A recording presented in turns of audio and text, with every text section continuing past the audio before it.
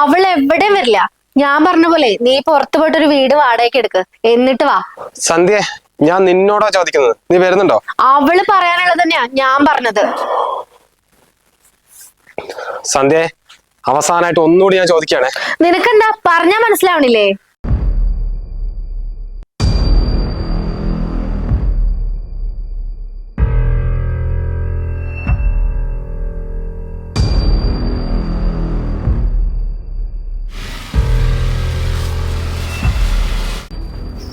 എന്തിനാ ഇങ്ങനെയൊക്കെ പറഞ്ഞത്? ഏട്ടപ്പ പോയില്ലേ? പോട്ടെടി, അവൻ പോട്ടെ. നിന്നോട് ഇത്രയെങ്കിലും സ്നേഹം ഉണ്ടെങ്കിൽ അവൻ ഇപ്പൊ ഇങ്ങനെ പോവോ? അവനിപ്പോഴും അവന്റെ അമ്മേനെ വലുത്. അവൻ വരുമ്പോളെ അവൻ നിന്റെ കാലും ചോട്ടിലേക്ക് വരും.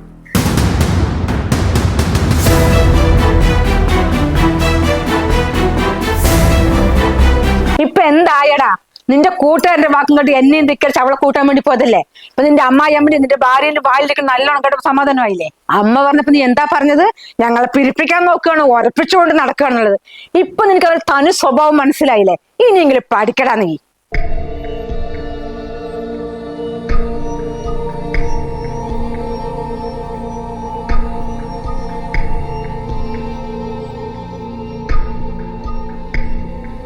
ഒരിതുമില്ല. ആരുടെ മുന്നില് ഈ രാജലക്ഷ്മി തോറ്റു കൊടുക്കില്ല. ഇനി എന്റെ മോളെ ഡൈവേഴ്സ് ആയിട്ട് വീട്ടിൽ വന്നാലും എനിക്ക് യാതൊരു പ്രശ്നവുമില്ല. എന്നാലും അവന്റെ വീട്ടുകാരുടെ മുന്നില് ഞാൻ താഴ്ന്നു കൊടുക്കില്ല.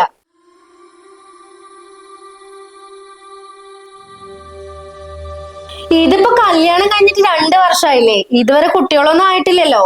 അവന്റെ അല്ലേ പ്രശ്നം. ഇനി എന്ന് ചികിത്സിച്ചിട്ട് കുട്ടി ഉണ്ടാവുന്ന? അതല്ലേ ഞാൻ ഈ ബന്ധം ഇങ്ങനെയാക്കാൻ കാരണവും. ഈ രണ്ടും കൂടി പിരിഞ്ഞാലേ എന്റെ മോൾക്ക് വേറെ നല്ല ബന്ധം കിട്ടും.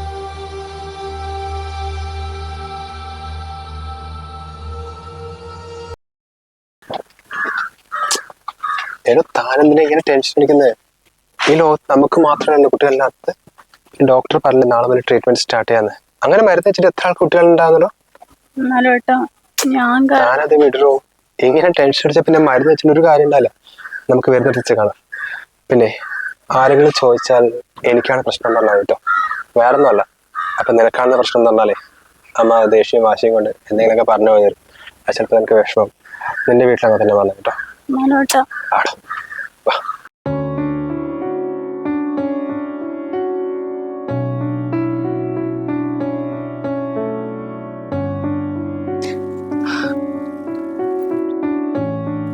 സച്ചല്ലേ ഇത്? എടോ, താൻ എപ്പോഴെങ്ങോട്ട് വന്നത്? ആ റസിയ, ഞാൻ വന്നിട്ട് 2 ആഴ്ച ആയടോ. 2 ആഴ്ചയോ? എടി, നിനക്ക് ഇങ്ങോട്ട് വന്ന എന്നൊന്ന് വിളിച്ചൂടെ? ഇപ്പൊ കല്യാണം കഴിഞ്ഞപ്പോ നമ്മളൊന്നും വേണ്ട അല്ലേ? അങ്ങനെയൊന്നും ഇല്ലടാ. അത് ഞാൻ ചെറിയൊരു പ്രശ്നത്തിൽ. അത് വിട്. തന്റെ ഹസ്ബൻഡിന്റെ ഉമ്മ ഹോസ്പിറ്റലിലാണെന്ന് അമ്മ പറയണ കേട്ടു. എന്താടാ അസുഖം? അത് ചോദിക്കാതിരിക്കുന്ന നല്ലത്. ഉമ്മാക്ക് ഇല്ലാത്ത അസുഖങ്ങളൊന്നും ഇല്ലടോ. ഇപ്പൊ മാസം പ്രൈവറ്റ് ഹോസ്പിറ്റലിൽ ചെക്കപ്പ് നടത്തിക്കൊണ്ടിരിക്കുക. അയ്യോ, അപ്പൊ ഹോസ്പിറ്റൽ ചെലവിനൊക്കെ ഒരുപാട് പൈസ ആവില്ലേ? അല്ല, ഹസ്ബൻഡിന് അവിടെ നല്ല ശമ്പളമൊക്കെ ഉണ്ടോ? അത്ര വലിയ ശമ്പളമൊന്നും ഇല്ലടോ. പക്ഷെ ഇപ്പൊ വിദേശത്തുള്ള ആളുകൾക്ക് നാട്ടിലുള്ള പാരന്റ്സിന് വേണ്ടിയിട്ട് നാട്ടിൽ തന്നെ ഒരു ഹെൽത്ത് ഇൻഷുറൻസ് എടുക്കാൻ പറ്റും. എന്തോ ഒരു ഭാഗ്യത്തിന് ഗൾഫ് പോയ സമയത്ത് അതൊരെണ്ണം എടുത്തു വെച്ചിട്ടുണ്ടായിരുന്നു. അതുകൊണ്ട് എന്താ, ഇപ്പൊ ഉപ്പാന്റെയും ഉമ്മാന്റെയും ഹോസ്പിറ്റൽ ചെലവൊന്നും നമുക്ക് കയ്യിൽ നിന്ന് എടുക്കേണ്ട ആവശ്യമില്ല. അങ്ങനെയൊക്കെ ഉണ്ടോ? എന്തായാലും അത് എങ്ങനെ എടുക്കാന്നൊന്നും പറഞ്ഞ റസിയ. എന്റെ ഫ്രണ്ട് ഉണ്ട് രേഷ്മ, അവൾ അടുത്ത മാസം കാനഡയിൽ പോവാ. അപ്പൊ അവൾക്കൂടെ ഒന്ന് പറഞ്ഞു കൊടുക്കാൻ വേണ്ടിയാ. അതൊന്നുമില്ലടോ. നമ്മുടെ ഈ വീഡിയോന്റെ ഡിസ്ക്രിപ്ഷനിലും കമന്റ് ബോക്സിലും ഒരു ലിങ്ക് കൊടുത്തിട്ടുണ്ട്. അതിൽ കയറുകയാണെങ്കിൽ ഇന്ത്യയിലെ 51-ലധികം സർക്കാരും പ്രൈവറ്റും ആയിട്ടുള്ള ഇൻഷുറൻസ് കമ്പനികളുടെ പ്ലാനുകൾ നമുക്ക് കാണാൻ പറ്റും. അതിൽ ഇഷ്ടമുള്ളത് നമുക്ക് സെലക്ട് ചെയ്യാം. അതും 25% വരെ ഡിസ്കൗണ്ടില്. അത് മാത്രമല്ല, വിദേശത്ത് എവിടെയാണെങ്കിലും അവിടെ ഇരുന്നുകൊണ്ട് തന്നെ നമുക്ക് ഹോസ്പിറ്റൽ അപ്പോയിന്റ്മെന്റും അതുപോലെ തന്നെ ലാബ് ടെസ്റ്റും മരുന്നൊക്കെ അറേഞ്ച് ചെയ്യാനും പറ്റും. അപ്പൊ ഈ ക്ലെയിമിന്റെ ആവശ്യമൊക്കെ വന്നാൽ എന്താ ചെയ്യാ? അതിന് പേടിക്കൊന്നും വേണ്ടടോ. ഇപ്പൊ ക്ലെയിം സംബന്ധിച്ച് എന്തെങ്കിലും ആവശ്യം വന്നാൽ പേഴ്സണൽ ആയിട്ട് ഒരു റിലേഷൻഷിപ്പ് മാനേജറുടെ സഹായം കിട്ടും. പിന്നെ ഇപ്പൊ മിക്ക ഹോസ്പിറ്റലിലും ക്ലെയിമിന്റെ ഹെൽപ്പ് ഡെസ്ക് ഒക്കെ ഉണ്ടല്ലോ. അതുകൊണ്ട് എന്തായാലും 30 മിനിറ്റിനുള്ളിൽ ക്ലെയിം സപ്പോർട്ട് കിട്ടും. പിന്നെ NRIസിന് 18% GST ഇളവുണ്ട് കേട്ടോ. അതുകൂടി ഓളോട് പറയും. അത് ഞാൻ പറയാ റസിയ. എന്തായാലും ഡിസ്ക്രിപ്ഷനിലും കമന്റ് ബോക്സിൽ ലിങ്ക് ഉണ്ടല്ലോ. അല്ല, നീ നേരത്തെ എന്തോ പ്രശ്നമുണ്ട് പറഞ്ഞില്ലേ? ഇതിനിടയ്ക്ക് അത് ചോദിക്കാനും വിട്ടുപോയി. എന്താടാ കാര്യം?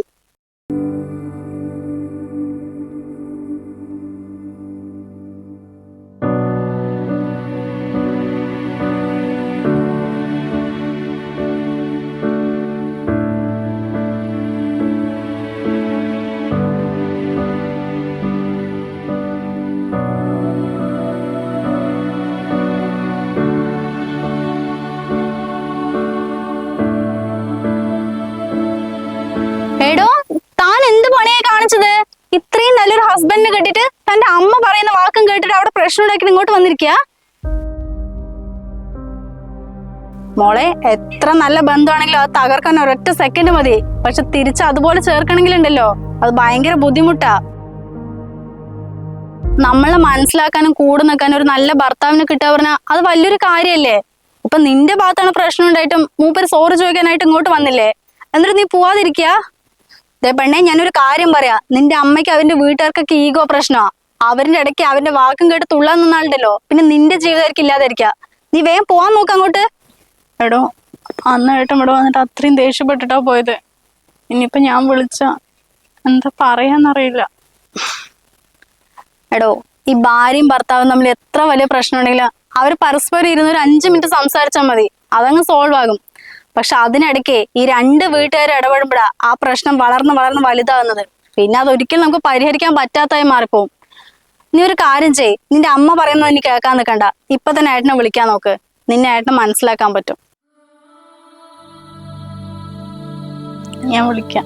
എന്നാ ഞാൻ പോട്ടെടോ, ഉമ്മക്ക് മരുന്നെടുത്ത് കൊടുക്കാണ്ട്. പിന്നെ മറക്കാണ്ട് വിളിക്കിട്ടാ.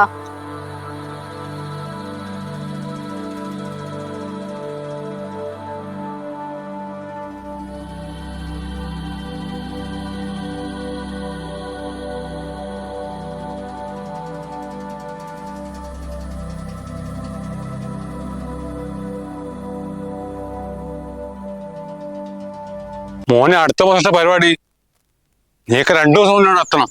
നിങ്ങളൊക്കെ വേണം നീ മുന്നിൽ നടത്തത്. അത് പ്രത്യേകിച്ച് പറയുന്ന വേണ്ട സുധാട്ടാ. രാഹുൽ വിളിച്ച് പറഞ്ഞായിരുന്നു 2 ദിവസമല്ല, ഒരാഴ്ച മുമ്പേ നമ്മളവിടെ എത്തും. അതെനിക്കറിയാം, ഒന്ന് പറഞ്ഞു തന്നെ ഉള്ളൂ.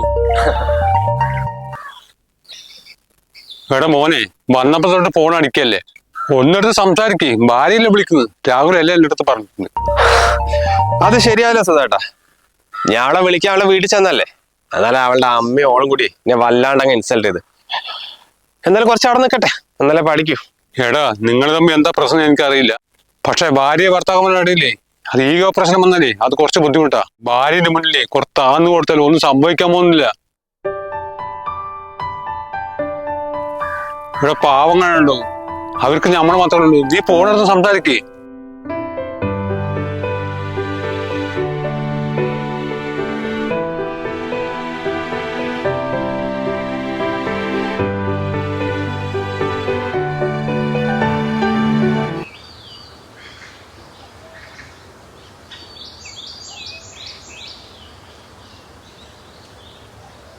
എടാ, നീ എങ്ങോട്ട് പോവുക? ഞാൻ എന്റെ ഭാര്യനെ വിളിച്ചുകൊണ്ടിരാൻ പോവാ. നിനക്ക് കിട്ടിയതൊന്നും പോരാടാ. വീണ്ടും അവളുടെ കാല് പിടിക്കാൻ പോവുക. ഏത് നേരം അവളുടെ മുൻപിൽ താഴ്ന്നു കൊടുക്കാൻ നാണമില്ല നിനക്ക്? എന്റെ ഭാര്യന്റെ മുന്നിൽ താന്നു കൊടുത്തോണ്ട് എനിക്കൊരു കുഴപ്പമില്ലമേ. പിന്നെ ഞങ്ങൾ തമ്മിൽ ഒരു പ്രശ്നമില്ല.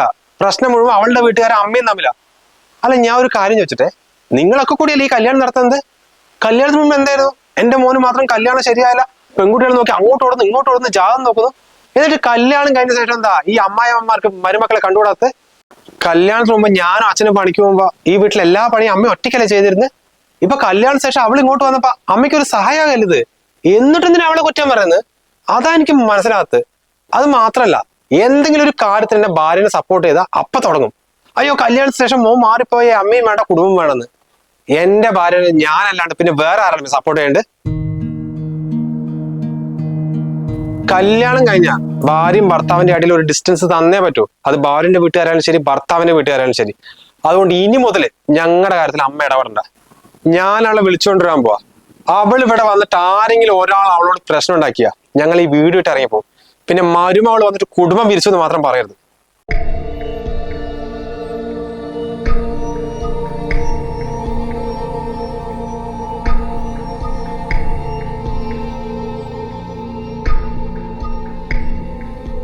ഓ, നീ വീണ്ടും വന്നാ? എന്തിനാണാവോ ഇത്ര കാലം കഴിഞ്ഞിട്ട് കെട്ടി എഴുന്നള്ളിയേക്കണത്? സന്ധ്യേ, സന്ധ്യേ. ഒരു സന്ധ്യയില്ല. ഈ രാജലക്ഷ്മിയുടെ മോളാണെങ്കിലേ അവളിപ്പൊ അടി ഇറങ്ങില്ല.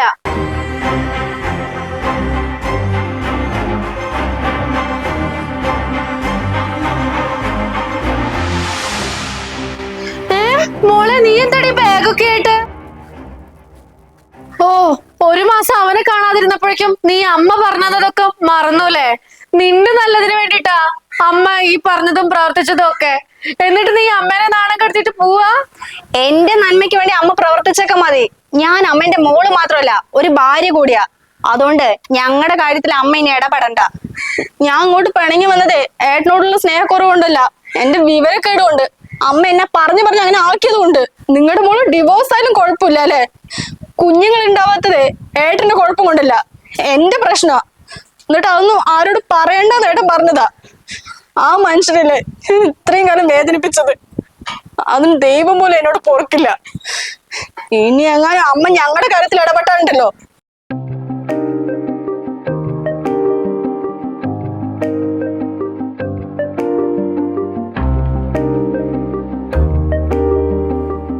കല്യാണത്തിന് ശേഷം ഒരിക്കലും മാതാപിതാക്കൾ മക്കളുടെ കാര്യത്തിൽ കൂടുതലായി ഇടപെടാതിരിക്കുക. എങ്കിൽ നമ്മുടെ നാട്ടിലുള്ള ഭാര്യയും ഭർത്താവും തമ്മിലുള്ള പ്രശ്നത്തിന്റെ 90% കുറഞ്ഞേനെ. നമ്മുടെ പ്രവാസികൾക്ക് അവരുടെ നാട്ടിലുള്ള കുടുംബാംഗങ്ങളെ കുറിച്ച്, പ്രത്യേകിച്ച് പ്രായമായ മാതാപിതാക്കളുടെ ആരോഗ്യത്തെ കുറിച്ച് പലപ്പോഴും ആശങ്കയുണ്ടാവും. അവരുടെ ഹോസ്പിറ്റൽ ചെലവുകൾ നോക്കാൻ പറ്റുന്നില്ല, അല്ലെങ്കിൽ അവരുടെ ഹോസ്പിറ്റലിൽ ആവശ്യമായ സഹായങ്ങൾ ചെയ്തു കൊടുക്കാൻ പറ്റുന്നില്ല എന്നൊക്കെ ടെൻഷനാവും. അപ്പോൾ അതിനൊക്കെ പരിഹാരമായിട്ട് NRA ആയിട്ടുള്ള ആളുകൾക്ക് ഇന്ത്യയിൽ അവരുടെ കുടുംബാംഗങ്ങൾക്കും വേണമെങ്കിൽ അവർക്കും സ്വന്തമായി കവറേജ് കിട്ടുന്ന തരത്തിൽ ഒരു ഹെൽത്ത് ഇൻഷുറൻസ് എടുക്കാൻ സാധിക്കും. അപ്പോൾ നമ്മൾ വീഡിയോയുടെ ഡിസ്ക്രിപ്ഷനിലും കമന്റ് ബോക്സിലും ഒരു ലിങ്ക് കൊടുത്തിട്ടുണ്ട്. അതുവഴി നോക്കുകയാണെങ്കിൽ 51ഓളം കമ്പനികളുടെ വിവിധ ഇൻഷുറൻസ് പ്ലാനുകൾ കാണാൻ പറ്റും. അവ തമ്മിൽ കമ്പയർ ചെയ്ത് 25% വരെ ഡിസ്കൗണ്ടിൽ NRAസിന് ഒരു ഹെൽത്ത് ഇൻഷുറൻസ് എടുക്കാൻ സാധിക്കും. അപ്പോൾ എല്ലാവരും ഒന്ന് കയറി ചെക്ക് ചെയ്യുക.